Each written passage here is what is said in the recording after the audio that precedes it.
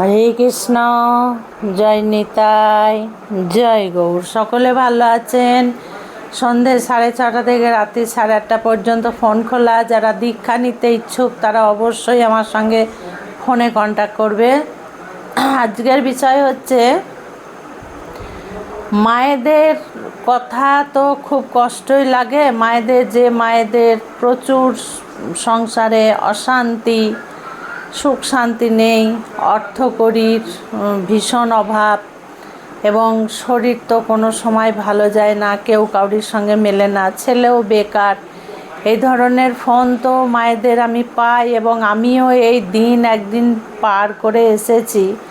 ঘরে যখন দুঃখ দুর্দশা আসে, অভাব আসে, তখন যে মানুষের কি পরিণতি হয় বা মনের ভাব কেমন হয় বা কিভাবে তাকে চলতে হয়, এগুলো আমি সব জানি। আমি জানি না তা নয়, আমি সব জানি।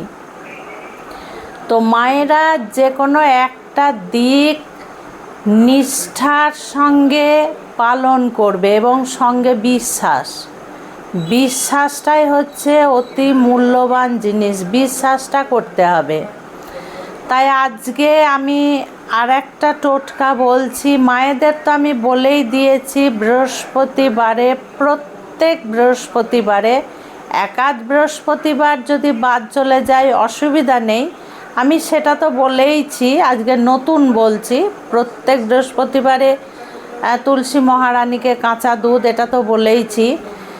এবার বলছি, যে মায়েদের বাড়ির কাছে অশ্বত্থ গাছ আছে, অশ্বত্থ গাছ মানে আমি মায়েদেরকে বুঝিয়ে বলছি, আবার অনেকে বুঝতে পারে না।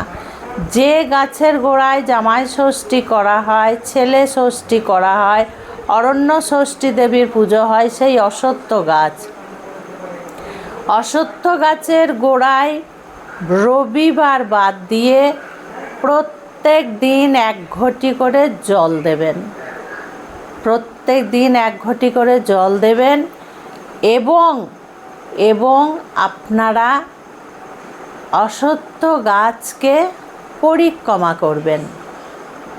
শাস্ত্রে 4 বার পরিক্রমা করার কথা বলা হয়েছে, 4 বার। এবার 4 বারের বেশি করলে ক্ষতি হবে, এটা হয়তো মায়েরা বলবে যে মা ক্ষতি হবে না, পরিক্রমা কিন্তু করতেই হবে। তার কম করার চেষ্টা করবেন না, 4 বার।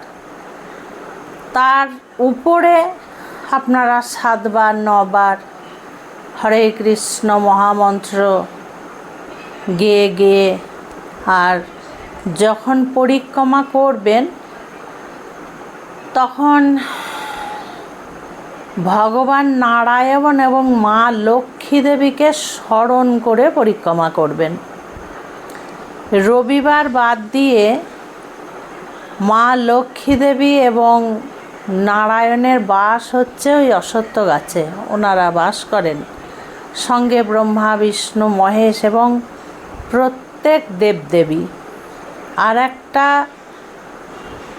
মানে লাভ পাবেন, সেটা হচ্ছে শনি কৃপা পাওয়া যাবে, শনিদেবের কৃপা।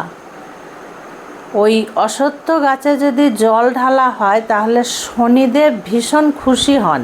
যাদের শনি দোষ আছে তাদের শনি দোষও কেটে যায়। এটাও একটা বিরাট উপকার।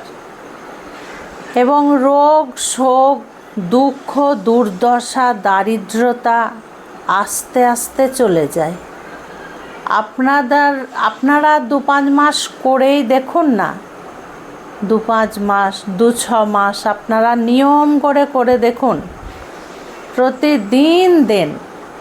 তাতে কোনো বাধা পড়লো হলো না, ঠিক আছে, দেওয়ার চেষ্টা প্রতিদিন করুন। আর জলের সঙ্গে যদি ভাবেন চিনি মিছরি মিষ্টি মন্ডা মিঠাই গাছের গোড়ায় দেব, অতি উত্তম কথা। ফুল দেব, ধূপকাঠি দেব, অতি উত্তম কথা, দেবেন, খুব ভালো হয়। তাহলে মাঝে মাঝে শনিবার করে বা মঙ্গলবার করে বা বৃহস্পতিবার করে একটা করে মাটির প্রদীপও ধরিয়ে দিয়ে আসতে পারেন। তারপরে লক্ষ্মী দেবী এবং নারায়ণকে স্মরণ করে প্রণাম করতে পারেন। আর যাদের বাড়ির কাছে অশ্বত্থ গাছ নেই তারা কি করবে? যদি একটু দূরে হয়, অনেকটা দূরে, সপ্তাহে একদিন করুন, শনিবার খুব ভালো হয়। সপ্তাহে একদিন শনিবার হয়তো মায়েদের সুযোগ হবে না, মানে অন্য কাজ থাকে। বৃহস্পতিবার বা মঙ্গলবার করুন। আমি তো সবই বলে দিচ্ছি। এর মধ্যে একটু সংসারকে সুখের করতে গেলে কষ্ট তো করতেই হবে। একটু কষ্ট করে আপনারা অশ্বত্থ গাছে এই কাজটা করুন, আপনারা ফল পাবেন। এবং একাদশীর দিন তুলসী গাছে জল, আমি এর আগেই বলেছি, গুরু পরম্পরা অনুযায়ী শুনবেন আপনারা। একাদশীর দিন তুলসী গাছে জল দেয় না, অনেকে দেয়, কিন্তু অশ্বত্থ গাছে এর কোনো ব্যতিক্রম নেই। অশ্বত্থ গাছে দেয়া যাবে, বট গাছে দেওয়া যাবে, বেল গাছে দেওয়া যাবে।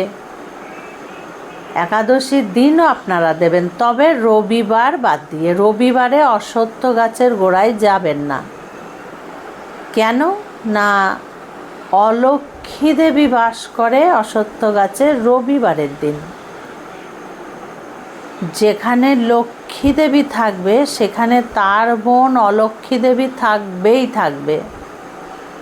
অশ্বত্থ গাছের রবিবারে যদি পুজো অর্চনা করা হয় তাহলে মা লক্ষ্মী দেবী বাদ দিয়ে অলক্ষ্মী দেবী পিছন পিছন বাড়িতে প্রবেশ করে। এটা কিন্তু মাথায় রাখবে। এটা করুন আপনারা। খুব ভালো থাকবেন, সুস্থ থাকবেন, প্রত্যেকটা ভিডিও দেখতে থাকবেন। আজকে আসছি। হরে কৃষ্ণ, জয় নিতাই, জয় গৌর।